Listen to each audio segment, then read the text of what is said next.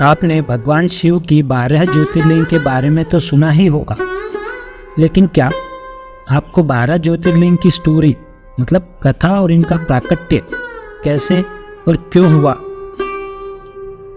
ये पता है? नहीं ना?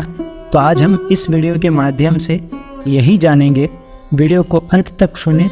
इसमें जो जानकारी लेकर आए हैं वह शिव पुराण से ली गई है। वह सभी ज्योतिर्लिंग भारत के अनेक प्रदेशों में स्थित है।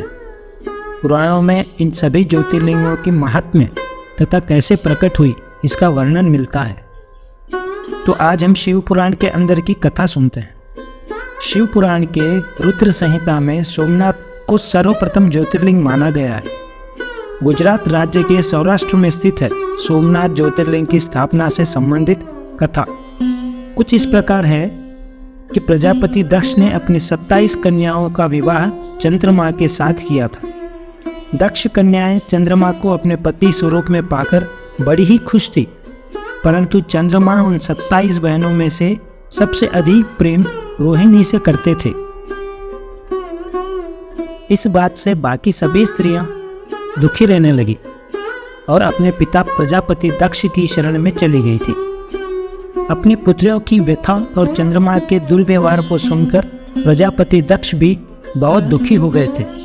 उन्होंने चंद्रमा से भेंट की और उन्हें शांतिपूर्वक कहा, तुमने पवित्र कुल में जन्म लिया है, फिर भी तुम अपनी पत्नियों के साथ भेदभाव का व्यवहार करते हो।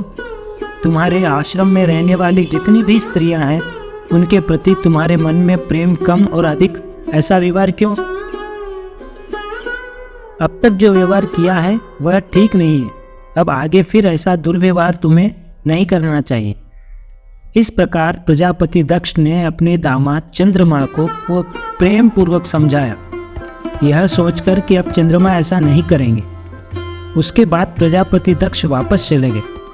इतना समझाने पर भी चंद्रमा ने अपने ससुर प्रजापति दक्ष की बात नहीं मानी और रोहिणी के प्रति आसक्ति के कारण उन्होंने अपनी अन्य पत्नियों का कुछ भी ख्याल नहीं रखा।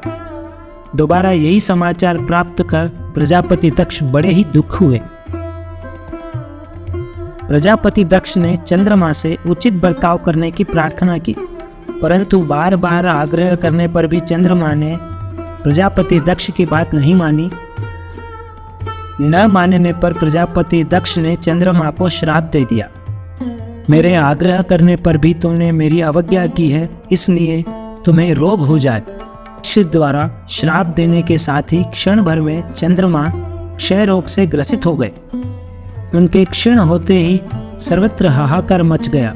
सभी देवतागण तथा ऋषिगण भी चिंतित हो गए। तब सहायता के लिए सभी देवगण ब्रह्मा जी की शरण में गए।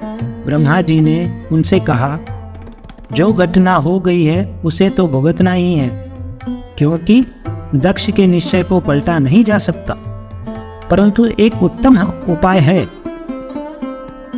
अगर चंद्रमा देवताओं के साथ कल्याणकारक शुभ प्रभा क्षेत्र में चले जाएं और वहां पर विधि पूर्वक महामृत्युंजय मंत्र का अनुष्ठान करते हुए श्रद्धापूर्वक भगवान शिव की आराधना करें और अपने सामने शिवलिंग की स्थापना करके प्रतिदिन कठिन तपस्या करें।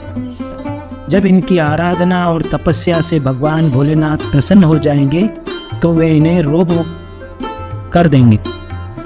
ब्रह्मा जी की आज्ञा को स्वीकार कर देवताओं के संरक्षण में चंद्रमा देवगण सहित प्रभा क्षेत्र में पहुंच गए थे। वहां पर वे महामृत्युंजय मंत्र का जाप तथा अनुष्ठान भगवान शिव की उपासना करने लगे थे। उन्होंने 6 महीने तक निरंतर तपस्या की। 10 करोड़ मृत्युंजय मंत्र का जाप तथा ध्यान करते हुए चंद्रमा स्थिर चित्त से निरंतर खड़े रहते थे। तब उनकी तपस्या से भगवान शंकर प्रसन्न हो गए और उन्होंने चंद्रमा से उत्तम वर मांगने को कहा। तब चंद्रमा ने प्रार्थना करते हुए कहा, देवादिदेव देवेश्वर, आप मेरे सभी अपराधों को क्षमा करें और मेरे शरीर के इस रोग को दूर करें। तब भगवान शिव ने कहा कि चंद्रदेव, तुम्हारी कला प्रतिदिन एक पक्ष में क्षीण हुआ करेगी, जबकि दूसरे पक्ष में प्रतिदिन निरंतर बढ़ती रहेगी। इस प्रकार तुम स्वस्थ और लोक सम्मान के योग्य हो जाओगे। तब उन्होंने भक्ति भाव पूर्व शंकर जी की स्तुति की। ऐसी स्थिति में निराकार शिव उनकी दृढ़ भक्ति को देखकर लिंग स्वरूप में प्रकट हुए और संसार में सोमनाथ नाम ज्योतिर्लिंग के नाम से प्रसिद्ध हुए।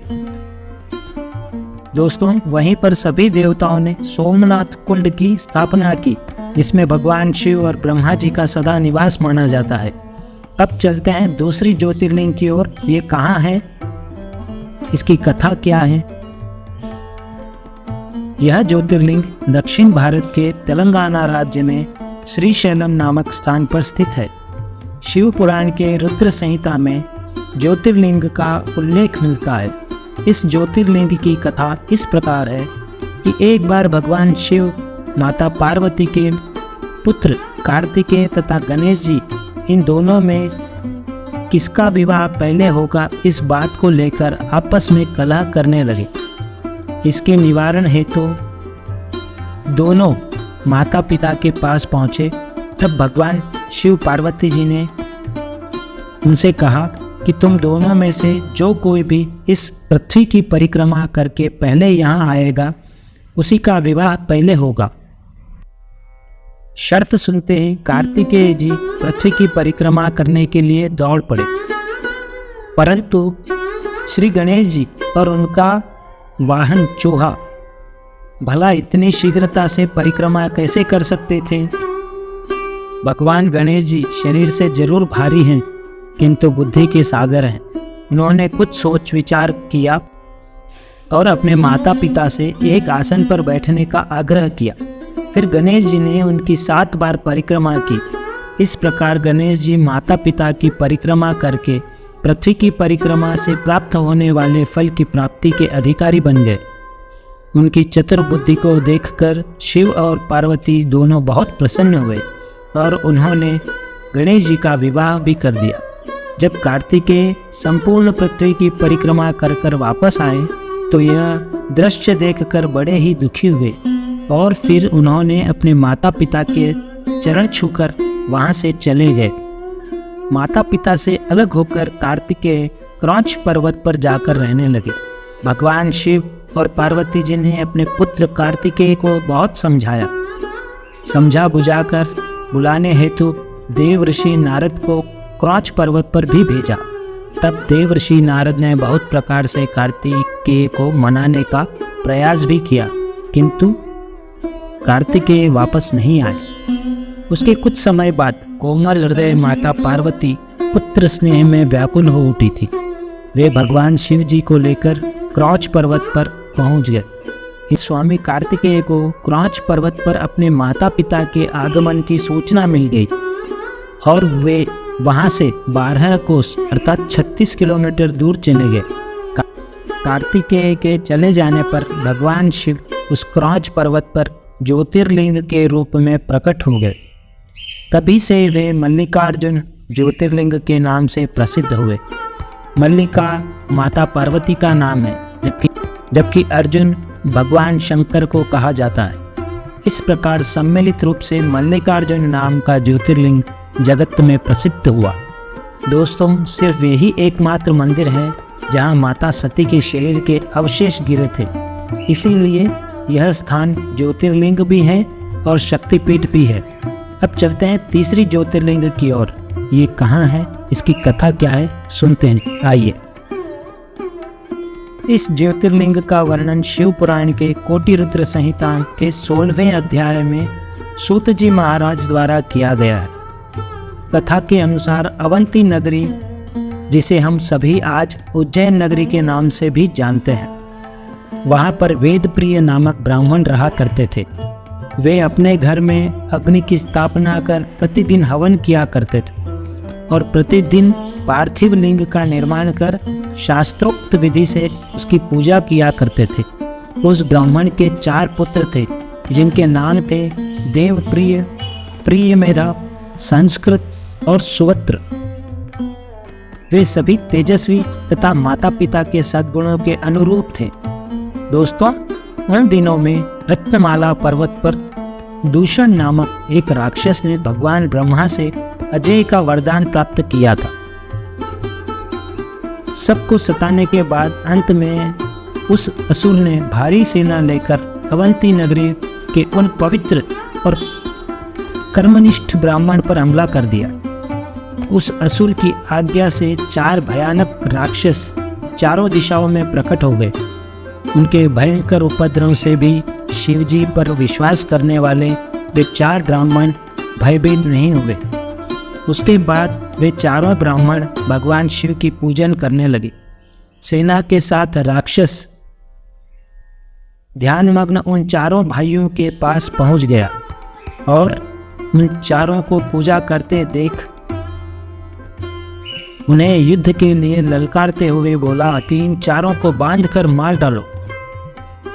वेद प्रिय के उन ब्राह्मण पुत्रों ने उस दैत्य के द्वारा कही गई बातों पर ध्यान नहीं दिया और भगवान शिव के ध्यान में मग्न रहे। उसने जो ही उन शिव भक्तों के प्राण लेने हेतु शास्त्र उठाया, उसी समय ही उनके द्वारा उस पार्थिव लिंग की जगह एक खड्डा प्रकट हो गया और तत्काल उस खड्डे से विकराल और भयंकर रूप लेकर भगवान महाकाल प्रकट हो गए।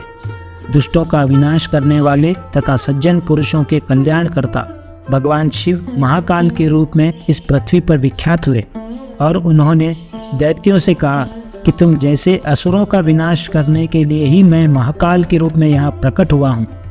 इस प्रकार धमकाते हुए महाकाल भगवान शिव ने अपने हुंकार मात्र से ही उन आसुरी शक्तियों को भस्म कर डाला। इस प्रकार भगवान शिव ने दूषण नामक दैत्य का वध कर दिया।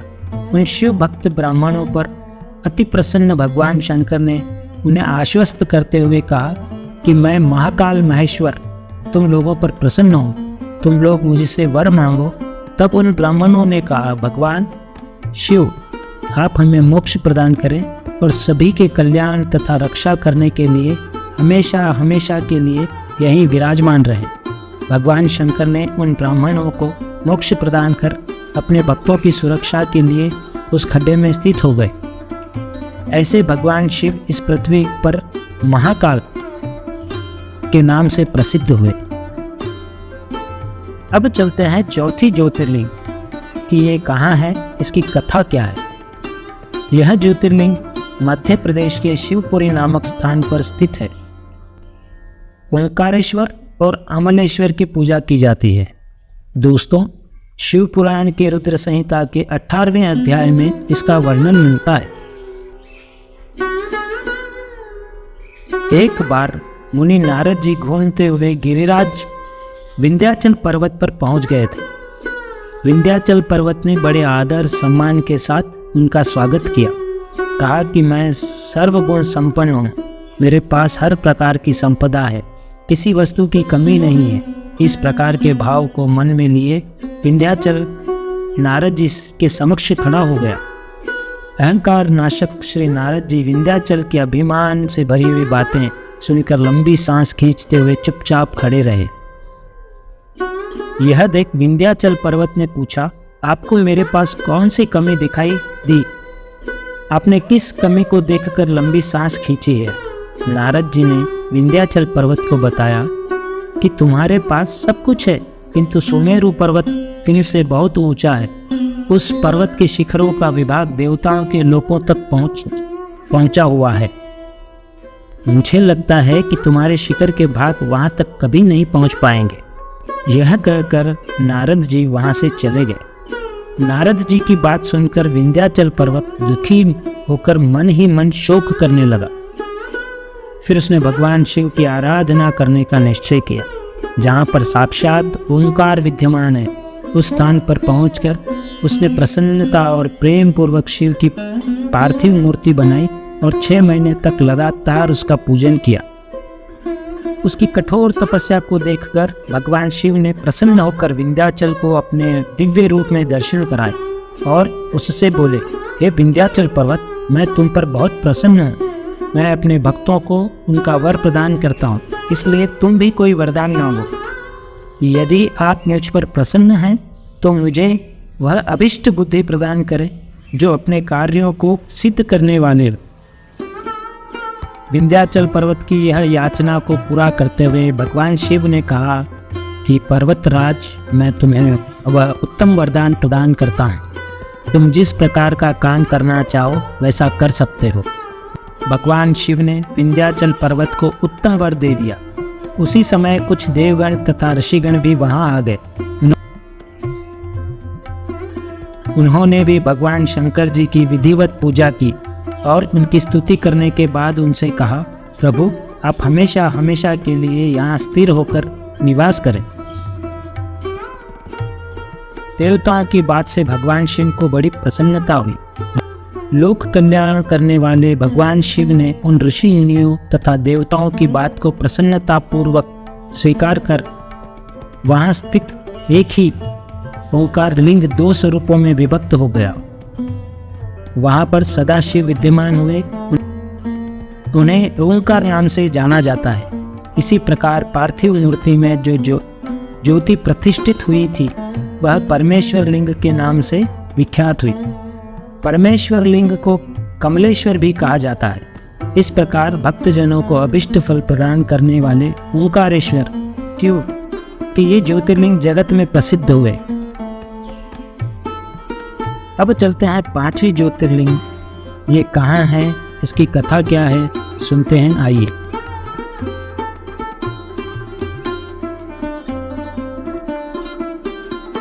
भगवान ब्रह्मा जी के पुत्र धर्म की पत्नी मूर्ति के माध्यम से श्री हरि विष्णु ने नर और नारायण नाम के 2 ऋषियों के रूप में अवतार लिया था। नर और नारायण ने ही द्वापर युग में श्री कृष्ण और अर्जुन के रूप में भी अवतार लेकर धर्म की पुनः स्थापना की थी। इसकी पुष्टि खुद भगवान श्री कृष्ण ने गीता के 4थे अध्याय के 5वें श्लोक में की है। नर और नारायण बद्रीवन के अपनी बनाई पार्थिव शिवलिंग के सामने तपस्या किया करते थे। भगवान शिव जी उनकी पूजा ग्रहण करने के लिए उनके बनाए पार्थिव शिवलिंग के अंदर रोज आया करते थे। काफ़ी समय बीत जाने के बाद जब भगवान शिव उनकी तपस्या से प्रसन्न हुए तब वे नर और नारायण के सामने प्रकट हुए और उनसे वर मांगने को कहा। तब नर और नारायण ने भगवान शिव से कहा कि हे प्रभु, अगर आप हमारी तपस्या से प्रसन्न हैं और हमें वर देना चाहते हैं तो लोगों के कल्याण के लिए आप स्वयं यहाँ लिंग रूप में निवास करने की कृपा करें, ताकि आपके दर्शन मात्र से लोगों के कष्ट दूर हो जाए। उन दोनों भाइयों के इस प्रकार के अनुरोध करने पर कल्याणकारी शिव हिमालय के उस केदारनाथ ज्योतिर्लिंग के रूप में स्थित हो गए। नर और नारायण रूप में दोनों भाइयों ने बद्रीवन में घोर तपस्या कर भगवान शिव जी को प्रसन्न किया था। आज उसी बद्रीवन में बद्रीनाथ मंदिर भी है और वहीं पर नर और नारायण नाम के 2 पहाड़ भी हैं। केदारनाथ तीर्थ में स्थित होने के कारण भगवान शिव केदारेश्वर अथवा केदारनाथ कहलाए। ऐसा भी कहा जाता है कि जो लोग बद्रीनाथ के दर्शन के लिए यात्रा करते हैं, यात्रा के दौरान ही उनकी मृत्यु हो जाती है तो उसे भी मोक्ष मिल जाता है। अब चलते हैं 6वीं ज्योतिर्लिंग। ये कहाँ है, इसकी कथा क्या है। भारत देश में भीमाशंकर ज्योतिर्लिंग के नाम से 2 मंदिर प्रसिद्ध हैं। एक मंदिर महाराष्ट्र के पुणे जिले में स्थित है और दूसरा आसाम के कामरूप जिले में स्थित है। आसाम प्राचीन काल में कामरूप के नाम से ही जाना जाता था। शिव पुराण के रुद्र संहिता में उल्लेखनीय भीमाशंकर नामक ज्योतिर्लिंग को कामरूप देश में स्थित माना गया है। पूर्व काल में भीम नाम का एक पराक्रमी राक्षस हुआ करता था। वह अपनी माता के साथ अकेला रहा करता था। बड़े होने पर एक दिन उसने अपनी माँ से यह पूछ लिया कि उसके पिता कौन है और कहाँ है। इस पर माँ ने बताया कि तुम्हारे पिता महाबली कुंभकर्ण थे और राम ने तेरे पिता का वध कर दिया और उनसे पूर्व मेरे पति विराट थे, जिनका वध भी श्री राम ने ही कर दिया। उनकी मृत्यु के बाद मैं अपने माता पिता के साथ रहने लगे। एक दिन उन्होंने अगस्त्य मुनि के शिष्य को आहार बनाकर खाना चाहा तो तब विष्णु भक्त शिष्य ने मेरे माता पिता को भी भस्म कर डाला था। इसके बाद मैं एकांत में इस पर्वत पर रहने लगी। अपने पिता और सभी परिवारजन की मृत्यु का कारण पता चलने पर उसने विष्णु भगवान और देवताओं से बदला लेने का निश्चय किया। भीम राक्षस ने ब्रह्मा जी की 1000 वर्षों तक तपस्या की और उनसे बहुत ताकतवर होने का वरदान प्राप्त कर लिया। वरदान मिलने के बाद उसने सबसे पहले इंद्र सहित सभी देवताओं को युद्ध में परास्त किया और भगवान विष्णु को भी युद्ध में हरा दिया। फिर उसने पृथ्वी को जीतना आरंभ किया और सबसे पहले उसने कामरूप देश के राजा के राज्य पर हमला कर दिया और उसे हराकर कारागार में बंदी बना लिया। महाराज सुदक्ष भगवान शिव के बहुत बड़े भक्त थे। इन्होंने कारागार में ही शिवलिंग बनाकर उनका भजन पूजन करना शुरू कर दिया। जब भीम राक्षस ने यह देखा तो उसने अपनी तलवार से राजा के बनाए शिवलिंग को तोड़ने का प्रयास किया। ऐसा करने पर शिवलिंग में से स्वयं भगवान शिव प्रकट हो गए और उन्होंने अपने पिनाक धनुष से राक्षस भीम की तलवार के 2 टुकड़े कर दिए और फिर भगवान शिव ने उसे अपनी हुंकार मात्र से ही भस्म कर डाला। तब देवता और ऋषियों ने भगवान शिव से हमेशा हमेशा के लिए उसी स्थान पर रहने की प्रार्थना की। देवताओं के कहने पर भगवान शिव उस स्थान पर शिवलिंग के रूप में स्थापित हो गए। इस स्थान पर भीम से युद्ध करने के कारण से ही इस ज्योतिर्लिंग का नाम भीमाशंकर पड़ गया। मित्रों, आप चलते हैं 7वां ज्योतिर्लिंग और जानते हैं ये कहाँ है और इसकी कथा क्या है। यह ज्योतिर्लिंग उत्तर प्रदेश के काशी में स्थित है। एक समय की बात है, निर्विकार तथा चैतन्य ने परम ब्रह्मा ने निर्गुण से सगुण शिव रूप धारण किया। फिर वे शिव ही पुरुष और स्त्री रूप में विभाजित हो गए। पुरुष तत्व का नाम शिव हुआ और स्त्री तत्व का नाम शक्ति हुआ। उन शिव और शक्ति ने अदृश्य रहकर प्रकृति और पुरुष की रचना की, परंतु पुरुष तत्व जो कि श्री हरि विष्णु है और प्रकृति उनकी पत्नी अपने आप को बिना माता पिता के देख व्याकुल हो उठे। कुछ समय बाद निर्गुण परमात्मा से आकाशवाणी प्रकट हुई, तुम दोनों को तपस्या करनी चाहिए, फिर तुमसे परम उत्तम सृष्टि का विस्तार होगा। प्रकृति और पुरुष को तपस्या के लिए कोई स्थान नहीं मिल रहा था। उन्होंने भगवान शिव से प्रार्थना की। तब निर्गुण शिव ने के लंबे चौड़े पंचकुशी नामक सुंदर नगर का निर्माण किया। वह नगर आकाश में स्थित हो गया। फिर श्री हरि ने कई वर्षों तक सृष्टि की कामना से भगवान शिव का ध्यान किया। इतने परिश्रम के कारण उनके शरीर से श्वेत जल की धाराएं प्रकट हुई, जिससे सारा शून्य आकाश व्याप्त हो गया। यह देख पुरुष तत्व श्री हरि आश्चर्यचकित रह गए और इस अद्भुत दृश्य को देखकर जब विष्णु जी ने आश्चर्य से सर हिलाया तो उनके कान से एक मणि वहां गिर गई, जिससे यह जगह का नाम मणिकर्णिका पड़ गया। जब जल में पंचक्रोश नगरी डूबने लगी तब निर्गुण शिव ने शीघ्र ही उसे अपने त्रिशूल पर धारण कर लिया। फिर विष्णु अपनी पत्नी के संग यहीं शयन करने लगे। यहीं पर उनकी नाभि से भगवान ब्रह्मा जी का जन्म हुआ। ब्रह्मदेव ने भगवान शिव की आज्ञा से अद्भुत सृष्टि का निर्माण शुरू कर दिया। फिर वह भगवान शिव ने यह सोचा कि ब्रह्मांड के भीतर कर्म पाश में बंधे हुए प्राणी मुझे कैसे प्राप्त कर सकेंगे, इसलिए पंचकोश को इस जगत में छोड़ दिया। यहाँ स्वयं परमात्मा ने अभिमुक्त लिंग की स्थापना की। दोस्तों, जब ब्रह्मा जी का एक दिन पूरा होने पर जब सारे जगत में प्रलय हो जाता है तब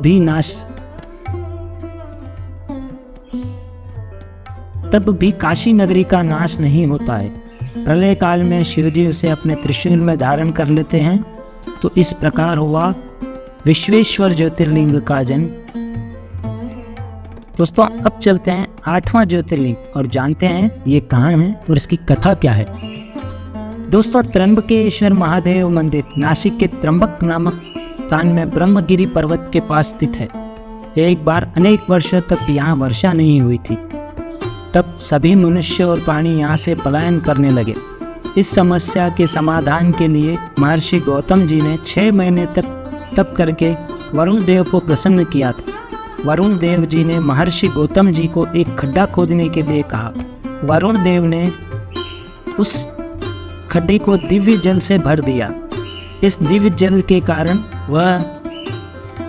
वहाँ हरियाली फिर से आ गई और सभी मनुष्य तथा पशु पक्षी भी वापस आने लगे।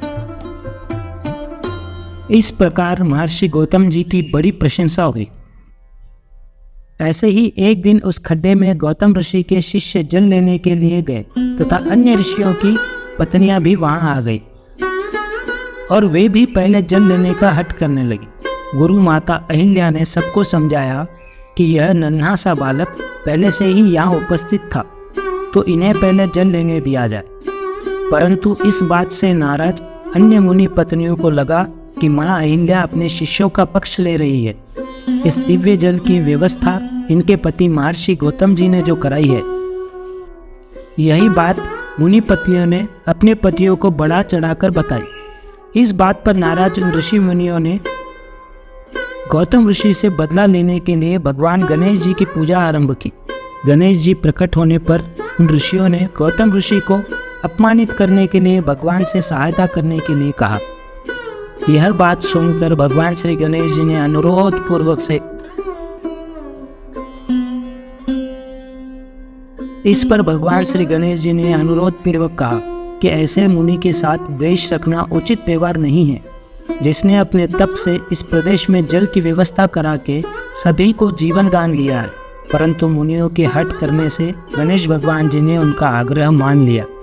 साथ ही साथ यह चेतावनी भी दी, इसका परिणाम ठीक नहीं होगा।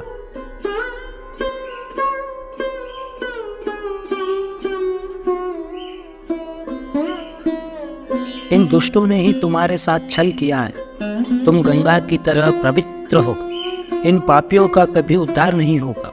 गौतम ऋषि विस्मित होकर बोले, अगर इन ऋषियों ने ऐसा नहीं किया होता तो मुझे आपके दर्शन भी नहीं होते। महादेव, अगर आप प्रसन्न हैं तो आप मुझे माँ गंगा प्रदान कीजिए। शिवजी ने गंगा देवी को धरती पर पुनः अवतरित होने के लिए कहा। माँ गंगा ने कहा कि मैं तभी यहाँ वास करूँगी जब महादेव लिंग स्वरूप में अपने परिवार के साथ यहाँ वास करेंगे और सभी देवगण भी यहाँ वास करेंगे। इस पर महादेव ने तथास्तु कहा और देवताओं ने कहा कि जब जब बृहस्पति देव सिंह राशि में प्रवेश करेंगे तब सभी देवगण यहाँ आएंगे। इस प्रकार वहाँ स्थित माँ गंगा गोदावरी के रूप में विख्यात हुई और भगवान शिव की ज्योतिर्लिंग त्र्यंबकेश्वर नाम से प्रसिद्ध हुई। अब चलते हैं 9वां ज्योतिर्लिंग और जानते हैं ये कहाँ है और इसकी कथा क्या है। इस कथा का वर्णन हमें शिव पुराण के रुद्र संहिता में मिलता है। यह ज्योतिर्लिंग महाराष्ट्र के परली में स्थित है और शिव पुराण के अनुसार यह ज्योतिर्लिंग चिताभूमि के पास स्थित बताई गई है। तो चलिए जानते हैं इस ज्योतिर्लिंग की स्थापना कैसे हुई, इसकी कथा क्या है। राक्षस राज रावण कैलाश पर्वत पर भगवान शिव की आराधना कर रहा था, परंतु कई वर्षों तप करने के बाद भी जब महादेव जी प्रसन्न नहीं हुए, तब रावण ने भगवान को प्रसन्न करने के लिए दूसरी साधना आरंभ किया।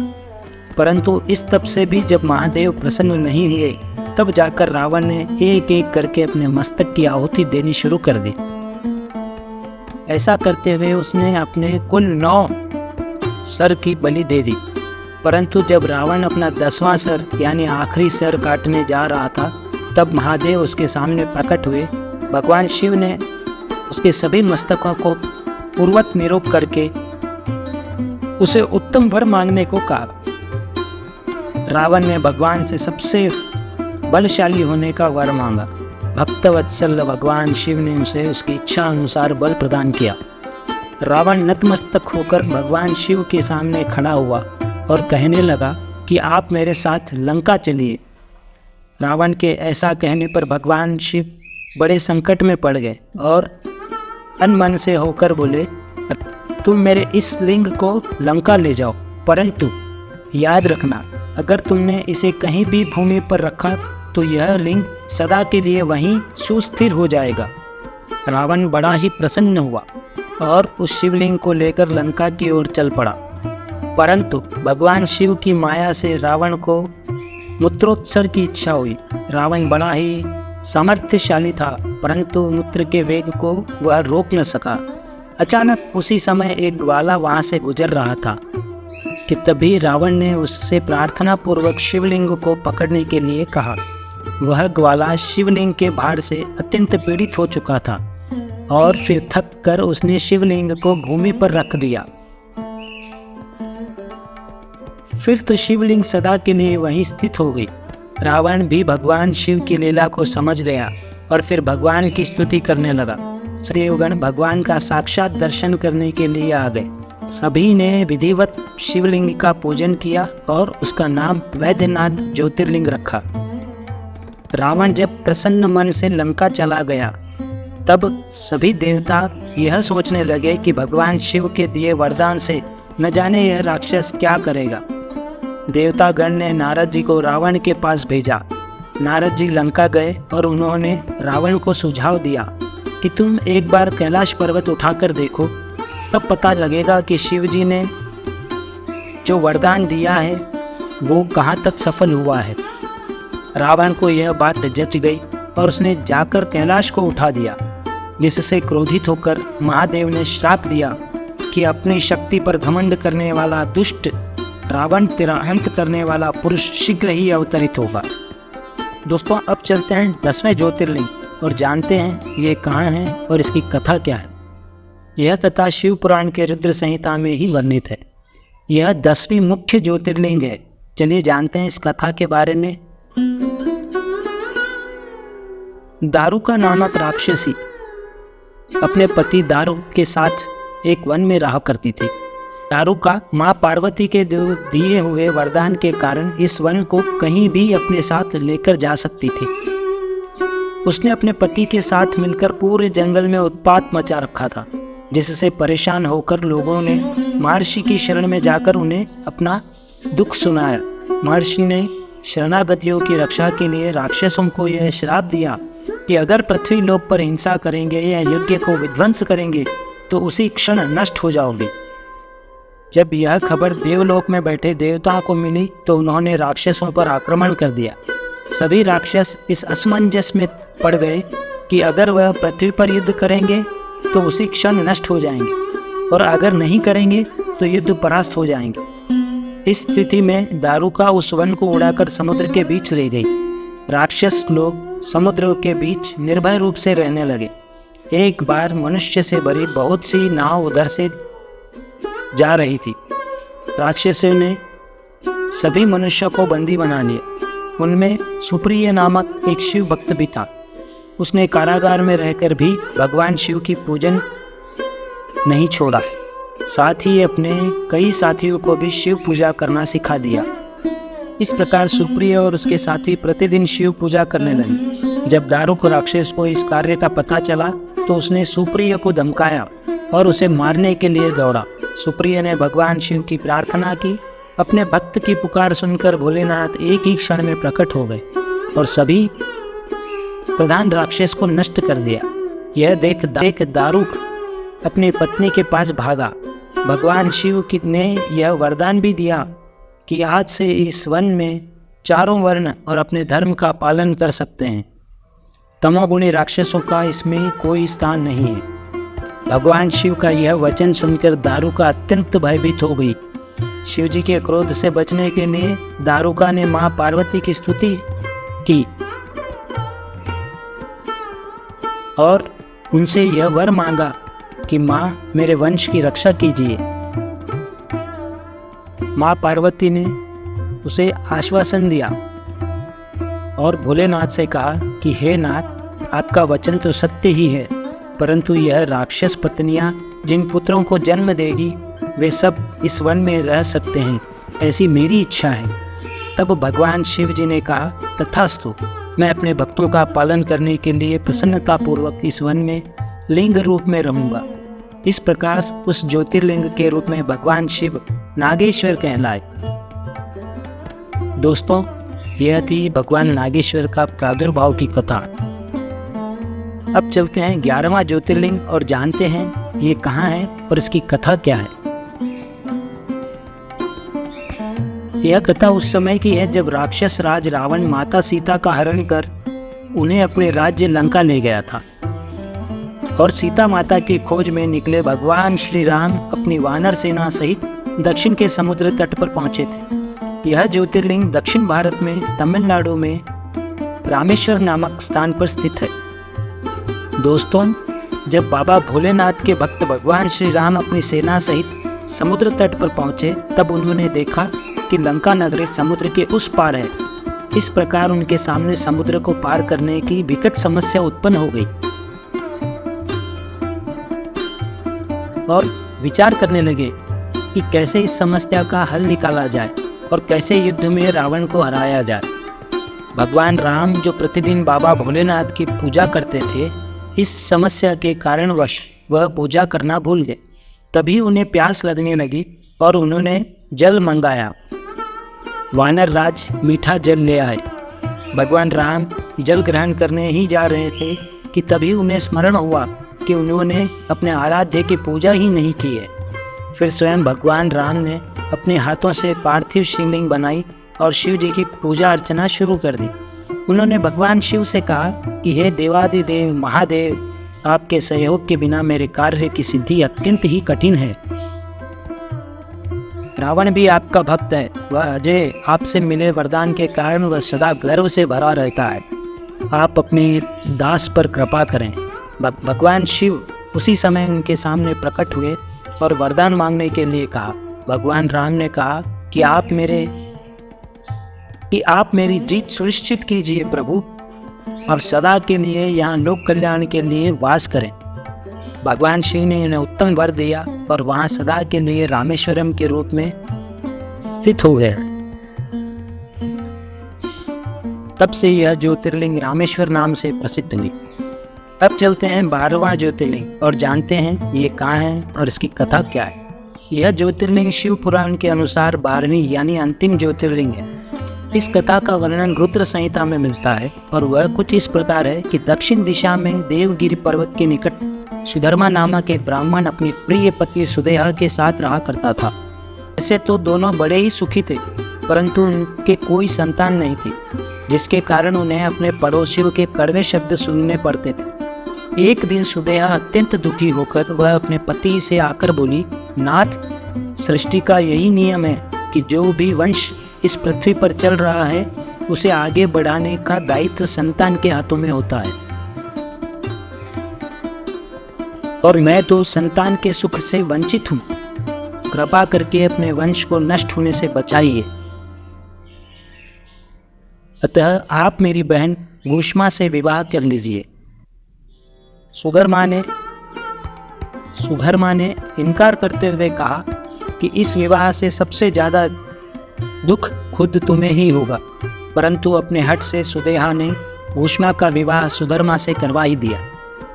अपनी बड़ी बहन के कहने पर प्रतिदिन 101 बार शिवलिंग बनाकर विधि पूर्वक उनकी पूजा करती थी और फिर उनका विसर्जन निकट के तालाब में कर दिया करती थी।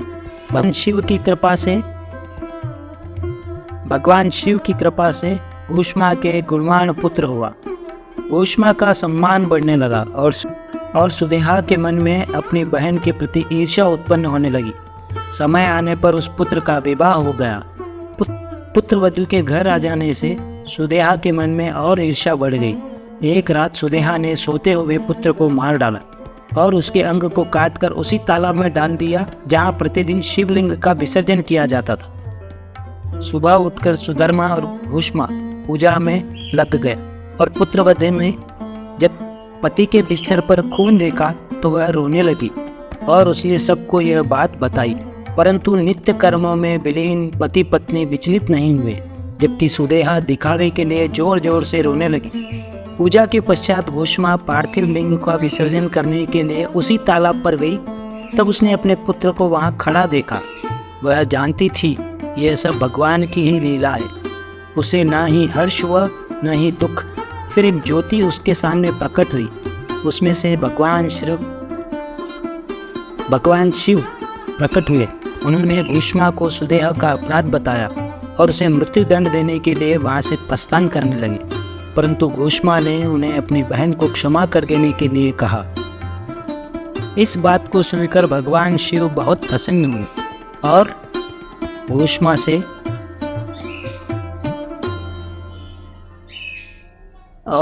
उससे वर मांगने के लिए कहा। तब भूष्मा ने कहा कि अगर आप मेरी भक्ति से प्रसन्न हैं तो सदा सदा के लिए यहाँ वास करें और मेरे नाम से ही आपकी विख्याति हो। इस प्रकार भगवान शिव कृष्णेश्वर नाम से प्रसिद्ध हुए। यह ज्योतिर्लिंग महाराष्ट्र में औरंगाबाद जिले के निकट स्थित एलोरा गुफा के पास है। कृष्णेश्वर ज्योतिर्लिंग को कृष्णेश्वर भी कहा जाता है। यह जानकारी कैसी लगी कमेंट कर जरूर बताएं और चैनल को सब्सक्राइब करना न भूलें। आप सभी का बहुत बहुत धन्यवाद।